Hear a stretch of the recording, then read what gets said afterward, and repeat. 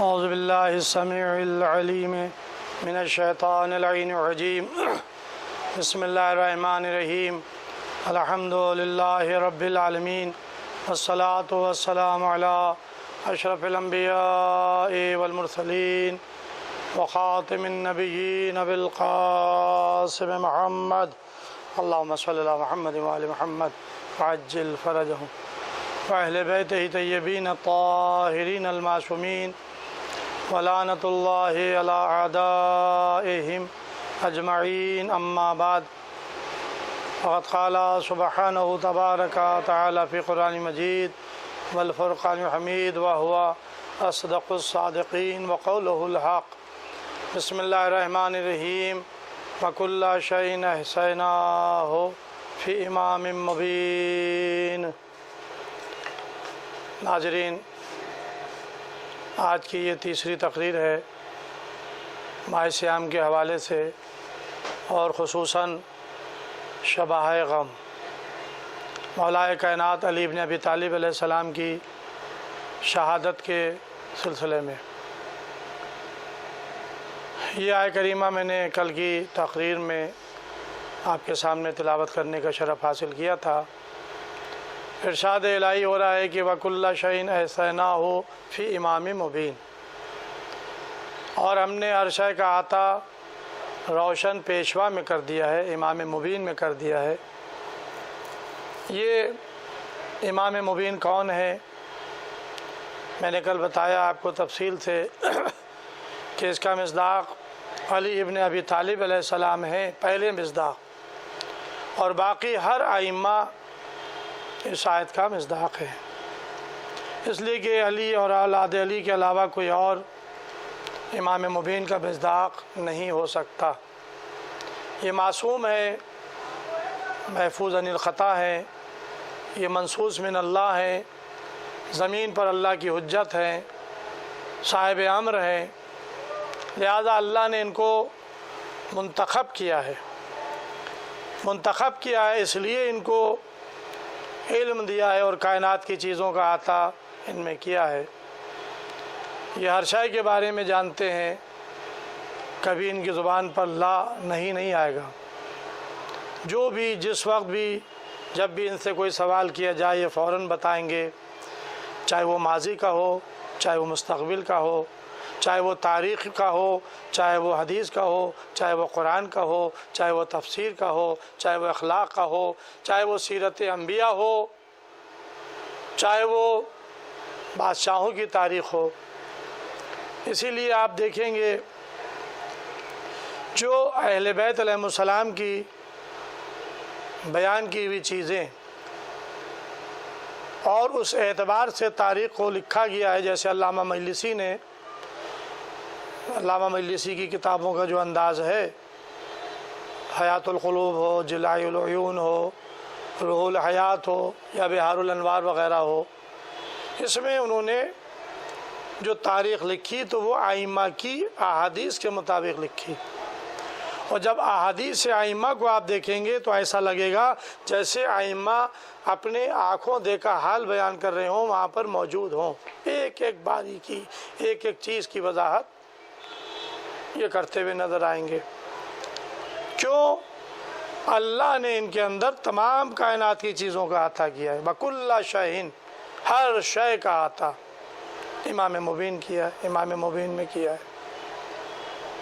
تو اس طرح سے اس فضیلت کے حامل ہیں یہ، اور اب ظاہر ہے کہ لوگوں نے امتحان بھی لیے ہیں، اس لیے کہ انہیں قدرت نے عطا کیا اور لوگوں کو شک ہوا تو شک کی بنیاد پر ان کے امتحان لیے گئے۔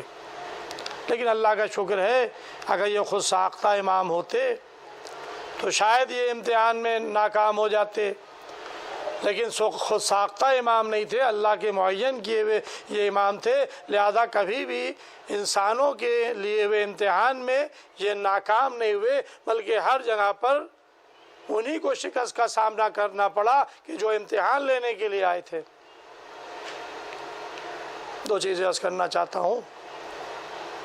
جب مولا کائنات کو منبر سے یہ دعویٰ کرتے ہوئے سنا کہ سلونی سلونی قبل ان تفقدونی، پوچھ لو مجھ سے جو چاہے پوچھنا ہو قبل اس کے کہ تم مجھے کھو بیٹھو، زمین کی باتوں کو پوچھو یا آسمان کی باتوں کو پوچھو۔ فرماتے ہیں کہ میں زمین سے زیادہ آسمان کے راستوں سے واقف ہوں۔ اب ظاہر ہے کہ یہ دعویٰ امام ہے، زمین سے زیادہ آسمان کے راستوں سے واقف ہوں، یعنی گویا زمین کے حالات سے بھی واقف ہے اور آسمان کے حالات سے بھی واقف ہے۔ تو اب ظاہر ہے کہ اس میں شک کس کو ہوگا؟ مومن کو تو شک نہیں ہو سکتا، کیونکہ مسلمانوں میں دو طرح کے لوگ پائے گئے ہیں، ایک مومن اور ایک منافق۔ مسلمان کے مقابلے پر جو آئے وہ کافر و مشرک تھے، اور مسلمانوں کے اندر دو گروہ ہو گئے، ایک مومن جو ایمان لایا اللہ پہ، اس کے رسول پہ، ائمہ پہ، آخرت پہ، قرآن پہ، یہ ساری چیزوں پہ ایمان لایا، وہ ہے مومن۔ ایک ہے منافق جو زبان سے تو کہتا ہے لا الہ الا اللہ محمد رسول اللہ، لیکن دل سے نہیں مانتا، اس کو قرآن نے منافق کہا ہے، اور سورہ منافقون انہی کی مذمت میں نازل ہوا ہے۔ تو اب مومن کو تو کبھی معصوم کی زبان سے نکلے ہوئے فقروں میں شک نہیں ہو سکتا، کلام معصوم میں کبھی مومن کو شک نہیں ہوگا۔ شک کس سے ہوگا؟ جو منافق ہیں۔ تو منافقین کا ایک گروہ آزمانے کے لیے مولا علی کو ایک آتا ہے جوان کے پاس اور اس کی ماں کے پاس، ماں سے کہتا ہے کہ بھائی ایک معاملہ درپیش ہے، اپنے اس بیٹے کو تھوڑی دیر کے لیے میت کی شبیہ بنا دو، اس کو ہم لٹا دیں گے صندوق میں، اوپر سے چادر ڈال دیں گے، اور تھوڑی دیر کے لیے تم چلنا ساتھ میں، اور مولا علی سے کہہ دینا کہ یا علی میرا جوان بیٹا مر گیا ہے، آپ اس کی نماز جنازہ پڑھا دیں۔ اب جو بھی اس سے طے ہوا ہو وہ راضی ہو گئی۔ کیسی کیسی مائیں تھیں کہ بغض علی میں اپنے بیٹے، جوان بیٹے کو مردہ کی شبیہ بنا کر لا رہی ہے۔ کچھ مل گیا ہوگا، ہاتھ پہ رکھ دیا ہوگا آزمانے کے لیے، ایک گواہ مل گیا ساتھ میں، وہ عورت اور یہ سارے منافقین صندوق لیے ہوئے میت، جوان کی شبیہ میت، اور آنے کے بعد کہتی ہے یا علی میرا جوان بیٹا مر گیا، اس کی نماز جنازہ پڑھا دیں۔ مولا علی اپنے محو گفتگو تھے، خاموش رہے، کوئی جواب نہیں دیا۔ پھر اس نے کہا، یا کہ جب تیسری مرتبہ اس نے کہا یا علی میں آپ سے کہہ رہی ہوں کہ میرا جوان بیٹا مر گیا، اس کی نماز جنازہ پڑھا دیں۔ اب مولا علی پر حجت تمام ہو گئی، ایک مرتبہ کھڑے ہوئے، کہا کہ آؤ اس میت کی نماز پڑھ لیں۔ بس صفیں بندھی، اللہ اکبر اللہ اکبر، نماز جنازہ ہو گئی۔ جیسے ہی نماز جنازہ تمام ہوئی، یہ منافقین کھلکھلا کر ہنس پڑے، ان کے چہروں پر مسکراہٹ آ گئی، ہنسنے لگے۔ یا علی آپ تو بڑے دعوے کرتے تھے کہ زمین سے زیادہ آسمان کے راستوں سے واقف ہوں، اور آپ کو یہ نہیں معلوم کہ اس چادر کے نیچے جوان زندہ ہے یا مردہ۔ تو مولا علی نے بھی بڑے اطمینان سے کہا کہ تم دیکھ لو کہ جوان زندہ ہے یا مردہ۔ اب جو چادر ہٹائی تو کیا دیکھا، وہ جوان جسے زندہ لے کر آئے تھے وہ مردہ ہو چکا ہے۔ اب عورت تو سٹ پٹا گئی، یہ کیا ہوا؟ میں تو اپنے بیٹے کو، جوان کو لے کے آئی تھی زندہ، ہو یہ مردہ ہو گیا، یہاں تو آزمانے کے لیے آئے تھے۔ تو اب ظاہر ہے کہ آزمانے کے لیے آئے تھے تو مولا علی کو آزما لیا گیا، اس لیے کہ مولا علی زمین سے زیادہ آسمان کے راستوں سے واقف ہیں، تو وہ جانتے تھے کہ چادر میں کیا ہے۔ اب ظاہر ہے کہ یہ شان امامت ہے کہ مولا علی کی زبان سے نکلے ہوئے فقروں کو اللہ نے سچ کر دکھایا، کہ اس لیے کہ یہ علی ہی نہیں ہیں بلکہ صدیق اکبر بھی ہیں، اور صدیق معنی یہ ہوتے ہیں کہ جو کہہ دے وہ ہو جائے۔ جب تک کہ علی علیہ السلام کی زبان پہ نہیں آیا تھا کہ آؤ اس میت کی نماز جنازہ پڑھ لیں، اس وقت تک کہ وہ زندہ تھا، اس لیے کہ یہاں تو نہ کوئی تلوار ماری گئی، نہ زہر دیا گیا، نہ گلا گھوٹا گیا نہ کچھ کیا ہی نہیں، وہ لا کے رکھ دیا گیا تھا۔ مولا علی محو گفتگو تھے، منافقین انتظار میں تھے مذاق اڑانے کے، اور ماں جو بن کے آئی تھی جس کو سمجھا کے لایا گیا تھا، وہ کہہ رہی تھی آئیے میرے جوان بیٹی کی نماز جنازہ پڑھا دیں۔ تو اب یہ کیا تھا؟ یہ تھا کہ امام کی شان یہ ہے انما امرہ اذا اراد شیئا ان یقول لہ کن فیکون۔ امر الہی کی شان یہ ہے کہ جب وہ کسی شے کا ارادہ کر لیتا ہے، کہہ دیتا ہو جا، بس وہ شے فوراً ہو جاتی ہے۔ بس عزیزو، عورت قدموں میں گر پڑی، یا علی میں تو اپنے جوان کو زندہ لے کر آئی تھی، میں مردہ لے کر نہیں آئی تھی، اور میں یہاں سے زندہ ہی لے کر جاؤں گی۔ مولا علی نے کہا اچھا بھائی، یہ گڑ گڑا رہی ہے، معذرت خواہ ہے، چلو یہ بھی اعجاز دکھا دو کہ علی کے زبان سے نکلے ہوئے فقرے سے اگر یہ مردہ ہوا ہے تو علی ہی کے زبان سے نکلے فقرے پہ یہ زندہ بھی ہو جائے۔ قوم بِإِذْنِی، اٹھ جا میرے حکم سے۔ اب ظاہر ہے کہ اکثر لوگوں میں بحث ہوئی ہے کہ وہ قم بِإِذْنِی ہے یا قم بِإِذْنِ اللہ ہے۔ بھائی میں اس بحث میں نہیں جا رہا ہوں، سامنے کی بات ہے جناب عیسیٰ علیہ السلام جب مردوں کو زندہ کرتے تھے یا برسیوں کو یا مریضوں کو شفا دیتے تھے یا کوڑیوں کو شفا دیتے تھے تو وہ یہ کہتے تھے کہ اللہ کے حکم سے، اللہ کے حکم سے، اور یہ قرآن میں آیا بھی ہے کہ تم نے یہ کہا کہ قم بِإِذْنِ اللہ، قم بِإِذْنِ اللہ، اللہ کے حکم سے زندہ ہو جا، اللہ کے حکم سے صحت مند ہو جا۔ تو جناب عیسیٰ کے لیے ہے قرآن میں، لیکن مولا علی کو تو موت و حیات کا اختیار دے دیا تھا۔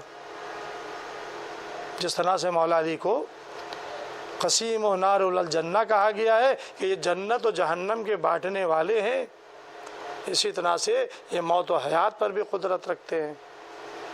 اللہ نے ان کو موت و حیات پر بھی قادر کر دیا ہے، یہ چاہتے ہیں تو حیات دے دیتے ہیں، یہ چاہتے ہیں تو قتل کر دیتے ہیں۔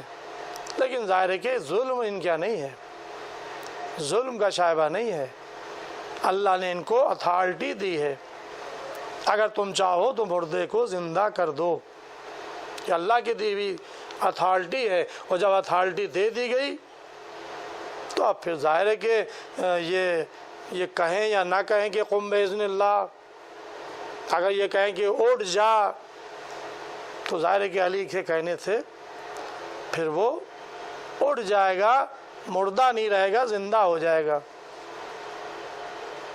اب ظاہر ہے کہ اس طرح کے واقعات اور معجزات کتابوں میں بہت سے پھیلے ہوئے ہیں، دامن وقت میں گنجائش نہیں ہے، صاحبان فہم اور صاحبان مطالعہ جانتے ہیں، جنہوں نے کتابوں کا مطالعہ کیا ہے، جنہوں نے معجزات کا مطالعہ کیا ہے، وہ جانتے ہیں کہ ائمہ کے کیسے معجزات ہیں، مولا علی کے کیسے معجزات ہیں، کس طرح سے مردوں کو زندہ کیا، ایک نہیں بہت سے واقعات ہیں۔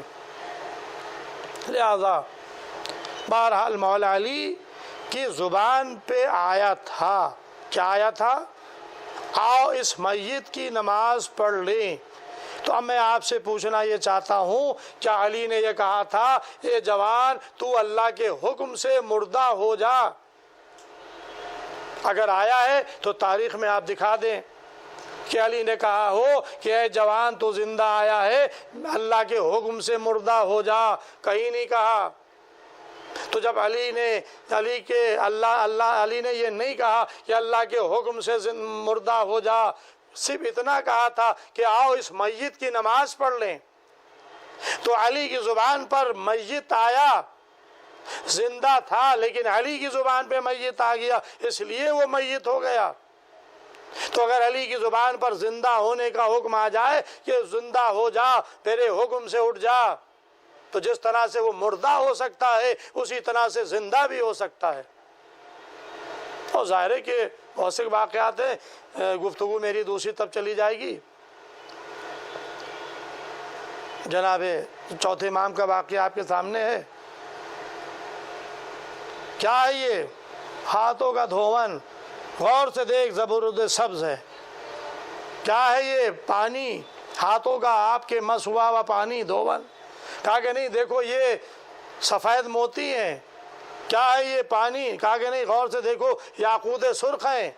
یہ کون کہہ رہا ہے؟ یہ امام وقت کہہ رہا ہے۔ تو امام کی شان امامت یہ ہے کہ جس شے کا ارادہ کر لے کہہ دے ہو جا، وہ شے فوراً ہو جاتی ہے۔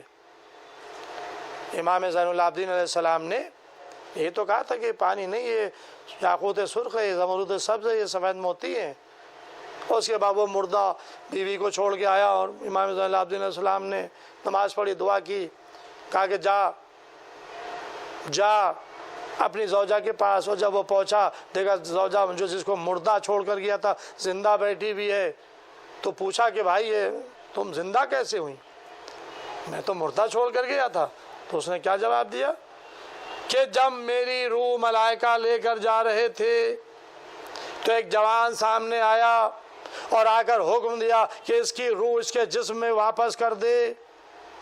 اور جب وہ عورت آئی چوتھے امام کی خدمت میں، اس نے اس سے پہلے چوتھے امام کو دیکھا نہیں تھا، پہچانتی نہیں تھی، لیکن مردہ ہونے کے بعد اس نے دیکھا کہ کوئی جوان ہے کہ جو ملائکہ کو حکم دے رہا ہے کہ اس کی روح اس کے جسم میں واپس کر دے۔ اور ملائکہ نے روح واپس کی، اور جب وہ آئی اور چہرے امامت پر نگاہ پڑی تو بے ساختہ کہا ارے یہی تو وہ جوان تھا جس نے ملک الموت سے کہا تھا کہ اس کی روح اس کے جسم میں واپس کر دے۔ تو جس کا پوتا ملک الموت کو واپس بھیج سکتا ہے تو اس کا دادا اگر کہہ دے کہ اٹھ جا، زندہ ہو جا، تو پھر وہ جوان مردہ نہیں رہے گا، زندہ ہو جائے گا۔ اگر زوجہ کہہ دیں تو زوجہ دلہن زندہ ہو جائے، کلمہ پڑھتی اٹھ بیٹھے اور فاطمہ زہرا کے ہاتھوں پر مسلمان ہو جائے۔ بہرحال یہ شان امامت ہے۔ وَكُلَّ شَيْءٍ أَحْصَيْنَاهُ فِي إِمَامٍ مُبِينٍ۔ یہ طاقتیں اللہ نے ان کو دی ہیں، تمام علوم ان کو اللہ نے سپرد کیا ہے۔ بس ایک واقعہ اور سن لیں۔ ایک شخص آتا ہے مولا علی کی خدمت میں، ایسے وقت سے چلا کہ جب مولا علی اذان دے رہے تھے، اذان کا وقت ہو رہا تھا۔ ان سے سوال کریں گے، یہ سوال میں الجھ جائیں گے اور ان کا اول وقت نماز کا نکل جائے گا۔ آیا، یا علی ایک سوال کرنا چاہتا ہوں، پوچھو۔ یہ نہیں کہا کہ غیر جوابی نماز اذان دے لیں، نماز پڑھ لیں پھر پوچھ لینا، نہیں، پوچھو۔ یا علی وہ جانور کون سے ہیں جو انڈے دیتے ہیں، وہ جانور کون سے جو بچے دیتے ہیں؟ مولا علی نے بلا توقف فرمایا جن جانوروں کے کان باہر ہیں وہ بچے دیتے ہیں، جن جانوروں کے کان اندر ہیں وہ انڈے دیتے ہیں۔ ظاہر ہے کہ یہ میں نے بزرگ علماء سے بھی سنا ہے اس واقعے کو، روایت کو، اور میں نے خود بھی کتابوں کا مطالعہ کیا ہے، اس میں ہے۔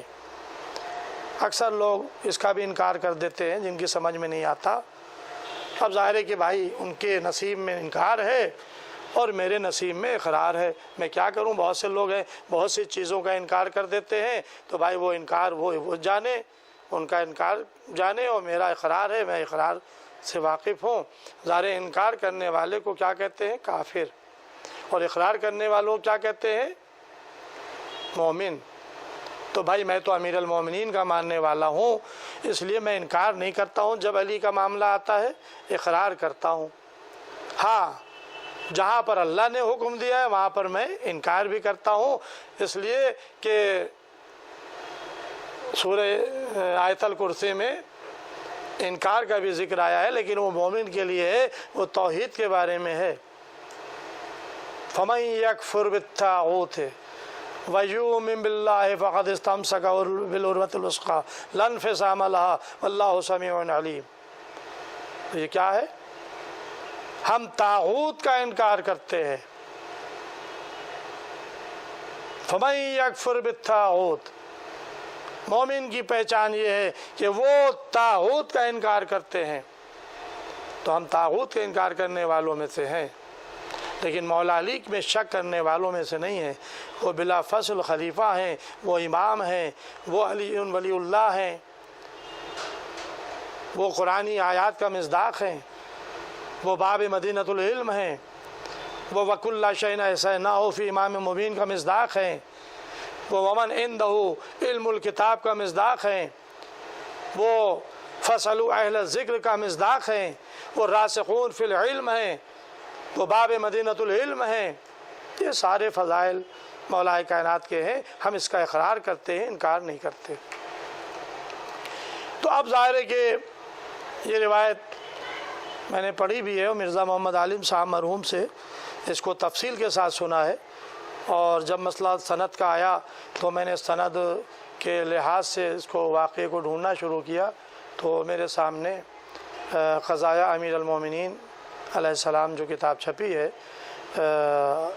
عراق کے عالم دین کی کتاب ہے، اس کا اردو ترجمہ قضایہ امیر المومنین کا اصلاح ادارے سے شائع ہو چکا ہے، مولانا باقر صاحب قبلہ کے دور میں بھی، اور اب ری پرنٹ بھی دوبارہ بھی ہوا ہے، اور الحمدللہ ہمارے ادارے عباس بک ایجنسی نے اس کو ہندی زبان میں بھی شائع کیا ہے، حضرت علی علیہ السلام کے فیصلے کے نام سے۔ صاحبان فہم اس کتاب کا مطالعہ کریں، اس کو دیکھیں، قضایہ امیر المومنین کو۔ امیر المومنین علیہ السلام کے قضایہ میں آپ کو یہ واقعہ مل جائے گا جو میں آپ کے سامنے بیان کر رہا ہوں، اور تفصیل سے میں نے مرزا محمد عالم صاحب سے سنا ہے اپنے بچپنے میں، لہذا میں اسی لیے میں روزے کی حالت میں اگر کوئی چیز بیان کرے تو حوالہ دے دے، تو یہ ماہ صیام ہے، ماہ صیام کا زمانہ ہے، لہذا میں جو بات کہہ رہا ہوں وہ حوالے کے ساتھ کہہ رہا ہوں۔ یا علی، وہ کون سے جانور ہیں جو انڈے دیتے ہیں؟ وہ کون سے جانور ہیں جو بچے دیتے ہیں؟ مولا علی نے بلا فاصلہ اذان کہنے سے پہلے، شروع کرنے سے پہلے کہا، جن جانوروں کے کان باہر ہیں وہ بچے دیتے ہیں، جن جانوروں کے کان اندر ہیں وہ انڈے دیتے ہیں، جاؤ جا کر تحقیق کرو، سال بھر کے بعد پھر میرے پاس آنا۔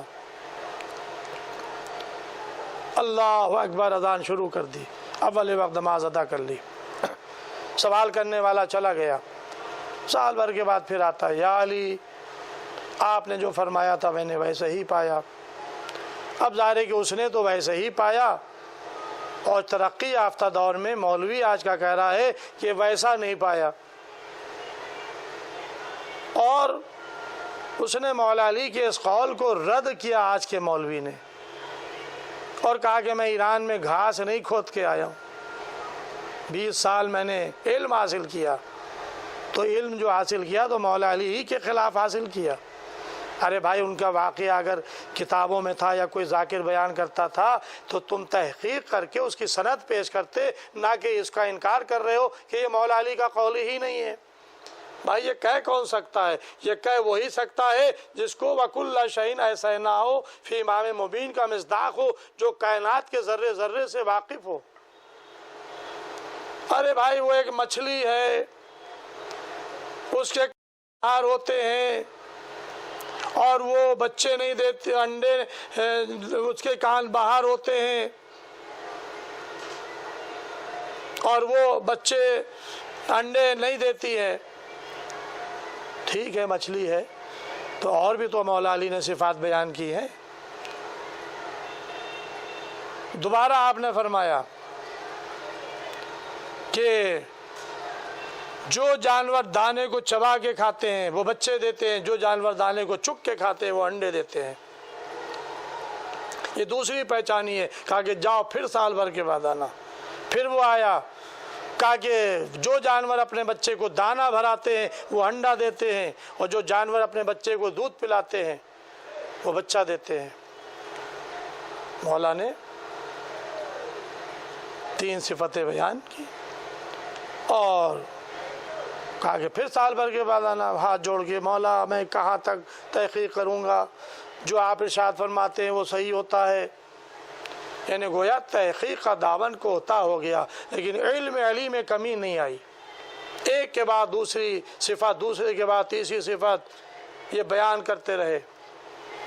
تو ظاہر ہے کہ جن جانوروں کے کان اندر ہوتے ہیں وہ انڈا دیتے ہیں، جن جانوروں کے کان باہر ہوتے ہیں وہ بچہ دیتے ہیں۔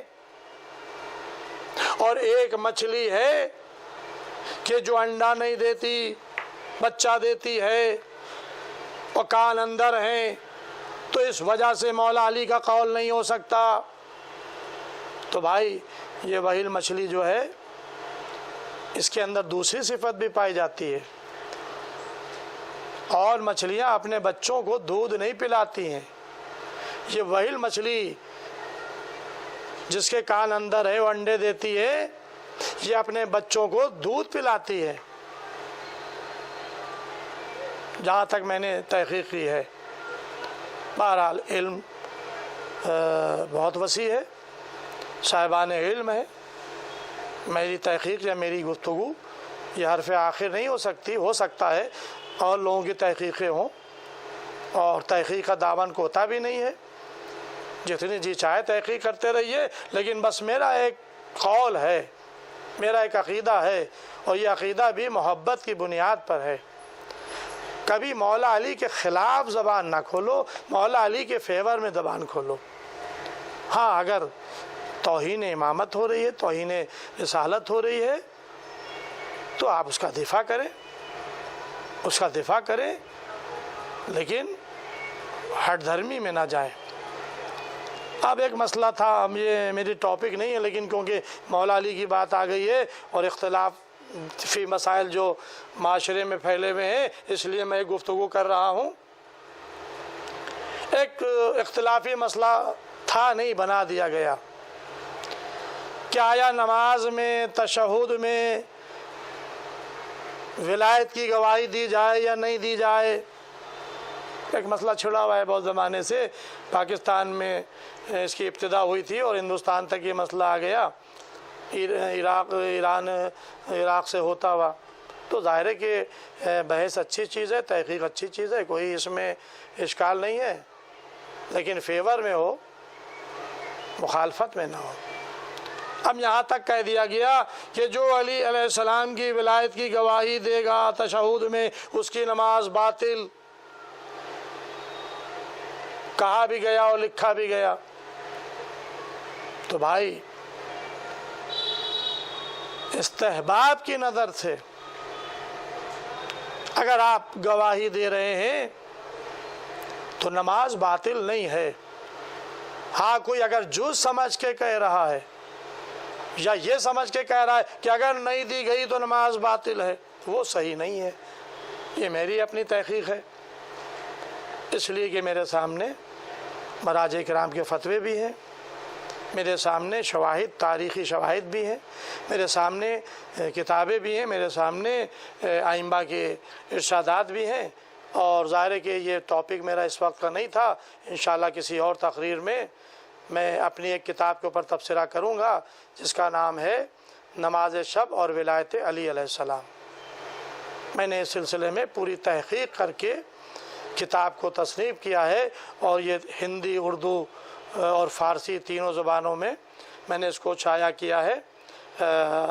اردو میں نے تمام مومنین کے لیے چھاپی ہے، ہندی میں نے ہندی جاننے والوں کے لیے چھاپی ہے، اور اردو کے 2 ایڈیشن چھپ چکے ہیں، اور فارسی کے میں نے عوام کے لیے نہیں چھاپی یہ بلکہ علماء کے لیے چھاپی ہے۔ اس لیے کہ جب میں یہ کتاب لے کر نجف اشرف پہنچا تو میں نے اپنی اس کتاب کو مولا علی کے ذریعہ اقدس سے مسح کر کے کہا کہ یا علی، میں نے آپ کے دفاع کے لیے یہ کام کیا ہے، اس کو قبول فرمائیے۔ پھر میں وہ کتاب کئی حضرات کو میں نے دی، علماء کو، اور سعید الحکیم صاحب، محسن الحکیم صاحب کے فرزند، ان سے میں نے ملاقات کی، لیکن جن کا ابھی انتقال ہو چکا ہے، ان سے میں نے ملاقات کی، ان کو میں نے وہ کتاب دی۔ مرحوم کتاب کو کافی دیر تک کے پنے پلٹ کے دیکھتے رہے، کچھ کہا نہیں۔ ظاہر ہے کہ وہ اردو میں کتاب تھی اور بعض چیزیں عربی کی بھی تھی، لیکن کوئی تبصرہ انہوں نے نہیں کیا۔ لیکن میں سمجھ گیا کہ آیت اللہ سعید الحکیم صاحب جو ہیں یہ اردو نہیں جانتے ہیں، ان کے لیے تو فارسی یا عربی میں کتاب ہونا چاہیے تھی۔ یہ بات میرے دل میں لگ گئی، میں نے کہا نہیں کسی سے، میں نے کہا ٹھیک ہے، انشاءاللہ آئندہ سال جب میں نجف اشرف عراق جاؤں گا تو میں اس کتاب کو فارسی میں کروا کے لے جاؤں گا۔ تو میں نے یہاں پر ایک عالم سے اس کتاب کو فارسی میں ترجمہ کروایا، کیونکہ میں نے اس کو اردو میں تصنیف کیا تھا، عربی کے حوالے دیے تھے، لیکن اب میری فارسی اتنی اچھی نہیں ہے کہ میں اس پر پورا دسترس رکھ سکوں کہ بڑے بڑے جید علماء کی اور ائمہ کی حدیثوں کو فارسی منتقل کروں، لہذا یہ کام ترجمے کا الگ ہے۔ تو میں نے فارسی جاننے والے تھے، اس کا پوری کتاب کا ترجمہ فارسی میں کروایا، اور 10 کتابیں میں نے فارسی میں تیار کی۔ میں عراق گیا، مولانا سعید الحکیم صاحب کو، مولانا آیت اللہ بشیر نجفی صاحب کو، آیت اللہ فیاض صاحب کو، آیت اللہ سستانی صاحب کو، آیت اللہ جواہری صاحب کو، اور ایک اور عالم دین وہاں پہ ان کو، آیت اللہ سند صاحب کو، اور ایران کے اندر جواد عاملی صاحب کو، وحید خراسانی صاحب کو، ان حضرات کو میں نے کتاب یہ فارسی میں ولایت علی، نماز شب اور ولایت علی میں نے حاضر کی۔ اس کتاب میں نے باقاعدہ ولایت علی ابن ابی طالب کی گواہی کے مسئلے کو بہت ہی اچھے انداز میں کلیئر کیا ہے، اور یہ سب علماء ائمہ قرآن اور حدیث کے حوالوں سے کیا ہے۔ الحمدللہ آج تک کے کسی مرجع کرام کا، کسی عالم دین کا اس کے اوپر منفی تبصرہ نہیں آیا۔ میں سمجھتا ہوں کہ مولا نے میری اس خدمت کو قبول کیا ہے، اس لیے کہ میں نے پہلے اردو میں لکھ کر کے مولا علی کی جوار میں، مولا علی کے روضہ اقدس میں، ان کی ذریعہ اقدس کے سامنے کھڑے ہو کر ان کی بارگاہ میں اس کو میں نے پیش کیا تھا، اور کہا تھا یا علی، یہ میں نے آپ کے لیے خدمت انجام دی ہے، اس کو آپ قبول فرمائیے۔ بس عزیزوں، میری گفتگو میری گفتگو کو طویل ہو گئی، طولانی ہو گئی، میں اپنی گفتگو کو ختم کر رہا ہوں، اب اس سے آگے میں نہیں پڑھ سکتا۔ بس عزیزوں، آج یہ مجلس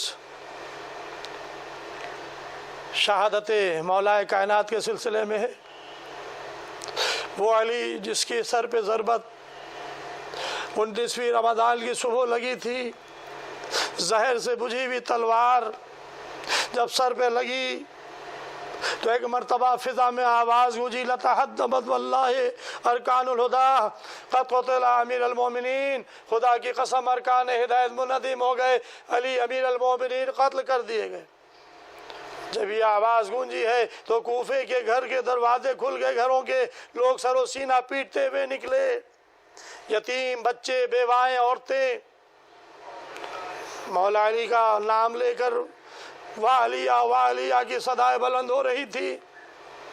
حسنین اپنے گھر سے نکلے، مسجد میں آئے، باپ کو زخمی حالت میں دیکھا کہ باپ مسجد کی خاک اٹھا کر سر میں ڈال رہا ہے، فزت برب الکعبہ، رب کعبہ کی قسم میں کامیاب ہو گیا۔ بابا آپ کو کس نے قتل کیا؟ صبر کرو، قاتل آنا ہی چاہتا ہے۔ حذیفہ یمانی اور دیگر لوگ ابن ملجم کو گرفتار کر کے لائے۔ مولا علی نے دیکھا، پوچھا ہے ابن ملجم، کیا میں تیرا اچھا امام نہیں تھا؟ کہا کہ مولا آپ تو اچھے امام تھے، لیکن وہ کیا کرے جس کو جہنم اپنی طرف کھینچ رہا ہو؟ اے بیٹا، اس کے بازوؤں سے مشکل ڈھیلی کر دو، اس کے بازوؤں کو ڈھیلا کر دو، دیکھو رسن بندی ہوئی ہے، اس کی آنکھیں حلقہ سر میں دھسی جا رہی ہیں۔ میں کہوں گا یا علی، یہ آپ کا قاتل ہے، لیکن آپ کی اتنا زیادہ رحم اپنے قاتل کے ساتھ۔ جب مولا علی کو دودھ دیا گیا تو مولا علی نے یہی کہا، جیسا دودھ مجھے پلا رہے ایسے ہی میرے قاتل کو بھی دو۔ عزیزوں، شب شہادت علی ابن ابی طالب علیہ السلام، مولا علی نے وصیتیں کی ہیں، نہج البلاغہ میں وصیتیں موجود ہیں، آپ مطالعہ خود کریں، دیکھیں کہ مولا علی نے کیا کیا وصیت کی ہے۔ یہ امام حسن علیہ السلام کے نام وصیت نامہ ہے، لیکن یہ امام حسن علیہ السلام ہی کے لیے وصیت نہیں ہے، بلکہ اپنے چاہنے والوں کے لیے وصیت قیامت تک کے لیے ہے۔ دیکھو مولا علی شب 21 کیا وصیتیں کر رہے ہیں۔ جناب ام کلثوم فرماتی ہیں، میرا بابا نے وصیتیں کی، آنکھیں بند کر لی، غشی طاری ہو گئی، پھر ہوش آیا، آخری مرتبہ جو وصیت کی ہے اس میں یہی کہا تھا، بیٹا حسن، جب میں انتقال کر جاؤں تم مجھے غسل دینا، تم مجھے کفن پہنانا، اور جو میرے بھائی رسول خدا کے لیے جنت سے کافور آیا تھا اس سے حنوط کرنا، اور دیکھو میرا جنازہ اٹھانا، آگے سے کندھا نہ دینا، जनाजे को पीछे से गंदा देना, आगे से जनाजा खुद से बुलंद होगा। जब मासूम से पूछा गया कि मौला, जब अली अलैहिस्सलाम का जनाजा उठा है तो आपके जनाजे को हसन हुसैन अलैहिस्सलाम ने पीछे से कंधा दिया, ये आगे से जनाजा खुद ब खुद कैसे बुलंद था? तो जवाब ये मिला कि एक तरफ जिब्राइल अमीन थे, दूसरी तरफ मीकाईल थे जो मौला अली के ताबूत को लेकर चल रहे थे। फिर आपने वसीयत में फरमाया कि जब मेरा ताबूत चलते चलते ठहर जाए बस वहीं पर रख देना, और उसके बाद एक मकाम से मिट्टी को हटाना, वहीं पर मेरी कब्र तैयार निकलेगी। बस अजीज़ों, मौलाए कायनात ने ये वसीयत की। कूफे में इमाम अली अलैहिस्सलाम की शहादत हुई। जनाब ज़ैनब उम्मे कुलसूम बाबा की शहादत पर गिरिया कर रही थी। जनाब अब्बास पछाड़े खा रहे थे। हाँ, ख़वातीन गिरिया कर रही थी।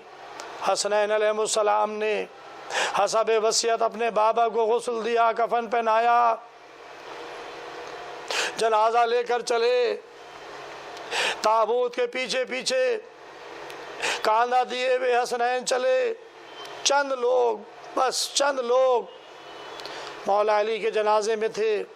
रात की तारीकी में जनाजा उठा, सुबह की नमाज से पहले कूफे से नजफ की तरफ चला। तारीख बताती है कि मलाइका की आवाज़, तस्बीह व तहलील की आवाज़ें आ रही थीं। जब जनाजा मस्जिद हन्नाना के करीब पहुंचा तो मस्जिद हन्नाना की दीवार झुक गई ताज़ीम के लिए।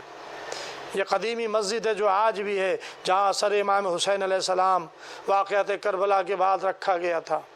ज़ाहिरीन जब करन जाते हैं नजफ़ तो ये अतराफ़ नजफ़ में मस्जिद पड़ती है, इसकी ज़ियारत के लिए भी जाते हैं। वहाँ से जनाजा आगे बढ़ा, चलते चलते जनाजा ठहरा, जनाजा रुका। हसनैन ने जनाजे को ज़मीन पर रख दिया, ताबूत को। हुक्म इमाम के मुताबिक ज़मीन से मिट्टी को हटाया। अब जो मिट्टी हटाई तो एक कब्र बन तैयार मिली। उस पर एक तख्ती थी, तख्ती पर लिखा था कि ये कब्र नूह ने अपने हाथ से अपने भाई अली इब्न अबी तालिब अलैहिस्सलाम के लिए बनाई है। जनाब नूह के हाथ से बनाई हुई कब्र। अज़ीज़ों, जब चाहने वाले नजफ़ अशरफ जाते हैं ज़ियारत के लिए तो वहाँ पर दो ज़ियारतें और पढ़ते हैं। एक मौला अली की ज़ियारत, एक जनाब आदम की ज़ियारत, एक जनाब नूह की ज़ियारत। बस अज़ीज़ों, ये यहाँ पर मौला अली के क़ब्र के पहलू में एक तरफ जनाब नूह भी हैं, एक तरफ जनाब आदम भी हैं। बस मजलिस ख़त्म हो रही है, 2 मिनट और आपके सामने अर्ज़ करना है। जनाजा सुपुर्द लहद किया गया। बस रिवायत में है कि जब हसनैन अपने बाबा के जनाजे को कब्र में उतार रहे थे तो 2 हाथ बुलंद हुए, आवाज़ आई, लाओ मेरे वसी, मेरे जानशीन को मेरे हवाले कर दो। अज़ीज़ों, आवाज़ रसूल खुदा की थी, हाथ रसूल खुदा के थे, अपने जानशीन के जनाजे को ले रहे हैं। हसनैन ने बाप के जनाजे को दफन किया, दफन करके वापस पलटे। बस एक वाक़या, मजलिस तमाम बाप के जनाजे को दफन करके पलट रहे हैं कि एक खराबे से किसी के कर्राने की आवाज़ आ रही है। हसनैन अपना गम भूल गए। एक भाई ने दूसरे से कहा, भैया देखो कोई शख्स कर्रा रहा है, कोई बीमार कर्रा रहा है, उसी आवाज़ की तरफ चले। अब जो जाके देखा तो एक नाबीना अपाहिज ज़मीन पर पड़ा हुआ है और कह रहा है, क्या है, मेरा दोस्त क्यों नहीं आया, मेरा गमगुसार क्यों नहीं आया। अभी ये कह रहा था, कहा इमाम हसन हुसैन ने फरमाया, ए भाई तुम्हारा दोस्त कौन है, तुम्हारा गमगुसार कौन है, कौन किसको याद कर रहे हो। कहा कि तुम जो हो यहाँ से जाओ, मेरे अपने दोस्त को याद कर रहा हूँ। कहा कि बताओ तो भाई, मैं तुम्हारी खिदमत के लिए हाजिर हूँ, तुम्हारा दोस्त कौन था, उसका नाम तो बताओ। कहा कि भाई मुझे नाम नहीं मालूम, जब वो आता था मेरे पास बैठता था, उसकी जुबान पर जिक्र इलाही रहता था, और जब भी मैंने पूछा ये आने वाले आप कौन है, कहा कि एक फकीर है जो फकीर, एक गरीब है जो गरीब के पास बैठा हुआ है।